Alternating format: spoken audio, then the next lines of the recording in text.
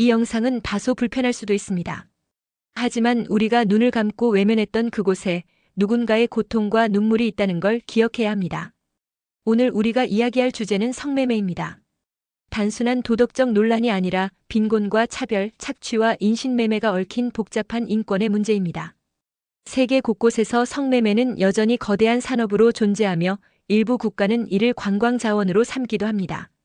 지금 이 순간에도 누군가는 자신의 의지와 무관하게 성산업에 내몰리고 있으며 그 속에서 인간의 존엄은 무너지고 있습니다.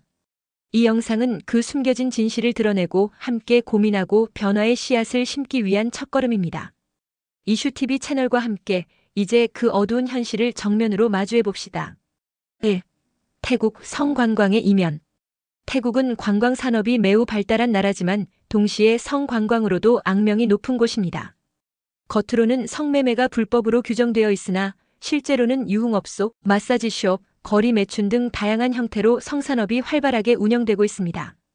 방콕, 파타야, 푸켓 등은 외국인 남성 관광객을 주요 타깃으로 한 성산업이 밀집된 지역이며 고고바, 걸바 등은 성매매를 전제로 운영되는 업소로 유명합니다. 이 산업은 경제적 빈곤, 도시화, 교육 부족, 성별 불평등 등 복합적 요인에서 기인하며 외국인 관광객을 중심으로 크게 확대되었습니다. 특히 트랜스젠더 여성을 상품화하는 문화도 존재하며 이는 성소수자에 대한 이중 착취로 이어집니다. 일부 여성들은 자발적으로 성매매에 종사한다고 보이지만 실제로는 가난한 농촌 출신이거나 가정의 생계를 책임지는 경우가 많습니다.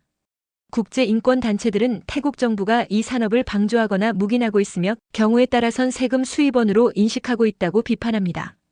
이러한 현실은 관광산업 발전과 인권보호 사이의 균형을 심각하게 시험하고 있습니다. 2. 인도 세계 최대 규모의 성매매 지구. 인도는 성매매 자체는 일부 지역에서 허용되지만 사실상 대부분의 관련 행위는 불법으로 간주됩니다. 그럼에도 불구하고 인도는 세계 최대 규모의 성매매 지구를 보유하고 있으며 수많은 여성과 아동이 인신매매, 강요, 협박 등을 통해 산업에 유입되고 있습니다.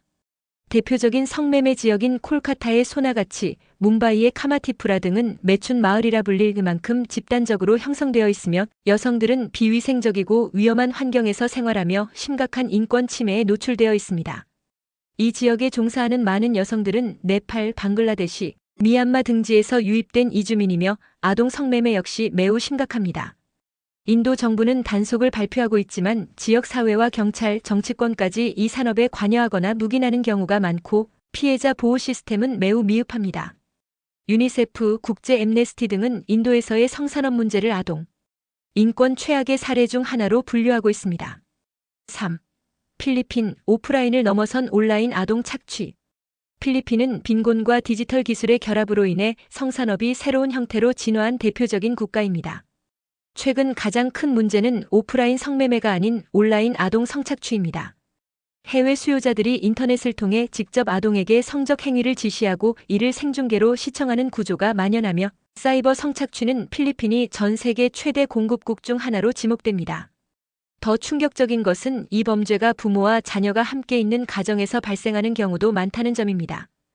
필리핀 정부는 이를 국가적 위기로 규정하고 대대적인 단속에 나서고 있지만 근본 원인은 가정 내 빈곤, 실업, 교육 단절, 그리고 사회 안전망 부재입니다. 국제 수사기관들과의 공조도 이어지고 있지만 수요가 줄지 않는 한 피해자는 계속해서 발생할 수밖에 없는 구조입니다. 4. 도미니카 공화국 관광과 착취의 경계. 도미니카 공화국은 카리브해의 대표적 관광국이자 성관광지로도 잘 알려져 있습니다. 유럽과 북미의 중년 남성 관광객들이 현지 여성들과의 성매매를 목적으로 방문하며 이는 로맨스 투어리즘이라는 이름으로 때로는 낭만적으로 포장되기도 합니다. 하지만 실상은 다릅니다. 현지 여성과 소녀들이 외화 수입과 생계 유지를 위해 성산업에 종사하는 경우가 대부분이며 자발적이라기보다는 경제적 구조 속의 강제적 선택에 가깝습니다. 일부 미성년자들은 가족의 묵인 또는 강요로 성산업에 내몰리며 이는 국제 아동권리 단체들의 집중 감시 대상이기도 합니다. 도미니카 공화국 정부는 단속 강화를 발표했지만 실제로는 지역 경제에 미치는 영향을 이유로 단속이 소극적인 경우도 많습니다. 5. 네덜란드 합법 속의 불법. 네덜란드는 성매매가 합법화된 나라로 암스테르담의 홍등가를 통해 성노동자를 제도적으로 보호하려는 모델을 운영하고 있습니다. 성노동자는 세금 신고, 건강검진, 경찰 보호 등의 권리를 가질 수 있으며 법적 보호장치도 마련되어 있습니다. 그러나 이 제도에도 허점과 그늘은 존재합니다. 다수의 성노동자들이 동유럽, 아프리카, 아시아에서 온 이주민이며 실제로는 브로커나 포주에 의해 강제로 유입되거나 사기 취업을 통해 산업에 내몰리는 경우도 많습니다. 이러한 점에서 합법화가 곧 착취 방지는 아니다라는 반론도 나오고 있습니다. 일부 시민단체와 인권단체들은 제도 재검토를 요구하며 보다 인권 중심적이고 실질적인 제도 개선을 요구하고 있습니다. 6. 중국, 음지의 거대 산업. 중국은 성매매가 불법임에도 불구하고 실질적으로는 거대한 음지 산업으로 유지되고 있습니다. 마사지숍, 노래방, 찻집, 호텔 등 다양한 형태의 위장업소가 있으며 도심 외곽이나 지방공단 지역에서는 더욱 광범위하게 퍼져 있습니다. 성매매에 종사하는 여성들은 대부분 농촌 출신이거나 외국에서 온 이주 여성들입니다. 일부는 채무노동 상태에 놓여 있고 청소년이 유입되는 사례도 많습니다.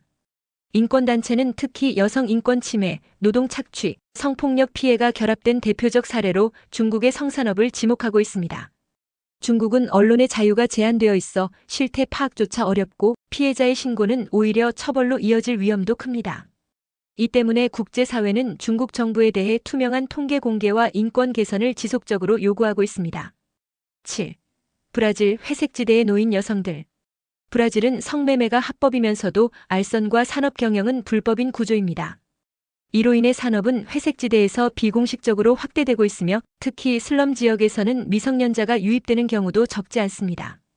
빈민층 여성들은 생계 유지를 위해 성매매에 의존하기도 하며 법적 보호가 부족한 상태에서 폭력, 감염, 범죄에 노출됩니다. 또한 트랜스젠더 여성들은 사회적 차별로 인해 다른 직업을 얻기 어려워 성산업에 종사하는 비율이 높고 이들에 대한 폭력과 혐오 범죄는 세계 최고 수준입니다. 브라질 정부는 월드컵, 올림픽 등 국제 행사 전후로 대대적인 단속을 벌이지만 이러한 단속은 근본적 해결보다는 일시적 청소에 불과하다는 비판을 받고 있습니다. 마무리. 성매매 산업의 구조적 문제에 대한 메시지 강화.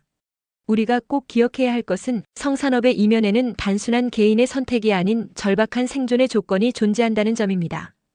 스스로 선택했다는 말 속에는 종종 극심한 빈곤, 교육기회의 박탈, 가족의 생계를 짊어진 책임, 그리고 사회로부터의 소외가 숨어 있습니다. 특히 아동, 여성, 난민, 트랜스젠더, 이주노동자 등 취약한 위치에 있는 사람들은 자신의 의지와 무관하게 성산업에 내몰리는 경우가 많고 그 과정에서 인간으로서의 존엄조차 침해받습니다. 이 문제는 단순히 어느 나라의 민낯이나 문화가 아니라 국제사회가 함께 해결해야 할 구조적 문제입니다. 유엔 여성기구, 국제이주기구, 유니세프, 세계은행 등의 국제기구들은 각국 정부와 협력해 인신매매를 막고 피해자를 보호하며 성노동자의 권리와 안전을 보장하는 시스템을 만들기 위해 노력하고 있습니다. 그러나 여전히 많은 국가에서는 성산업에 대한 법적 사회적 기준이 모호하거나 이중적인 태도를 보이며 피해자를 보호하기보다는 처벌하는 방식이 더 강합니다. 중요한 것은 비난이 아닌 이해, 낙인이 아닌 연대입니다. 성산업을 단지 타락이나 범죄로만 여긴다면 오히려 그 안에서 고통받는 이들의 목소리는 묻혀버리게 됩니다. 성노동자가 사회로부터 고립되지 않고 자신의 목소리를 낼 수 있는 사회야말로 건강한 공동체입니다. 그리고 그러한 변화를 만들기 위해서는 우리 모두의 인식이 바뀌는 것이 첫걸음입니다. 이 주제를 이야기하는 이유는 단순한 호기심 때문이 아니라 지금도 어딘가에서 누군가가 도움을 구하지 못한 채 고통받고 있기 때문입니다. 세상의 어두운 이면을 직시하는 것, 그것은 혐오를 위한 것이 아니라 변화를 위한 용기 있는 시선입니다. 성매매 산업을 둘러싼 구조적인 착취를 끝내기 위해 우리는 더 많은 사람들과 이 문제를 공유하고 이야기해야 합니다.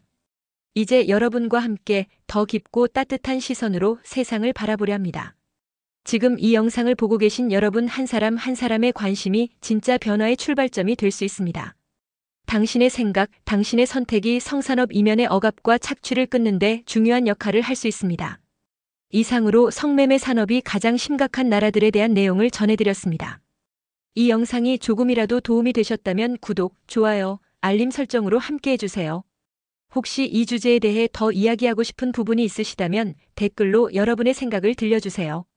우리는 함께 배우고 함께 고민하며 함께 바꿔갈 수 있습니다. 다음 영상에서는 더 중요한 이야기로 다시 찾아뵙겠습니다. 감사합니다.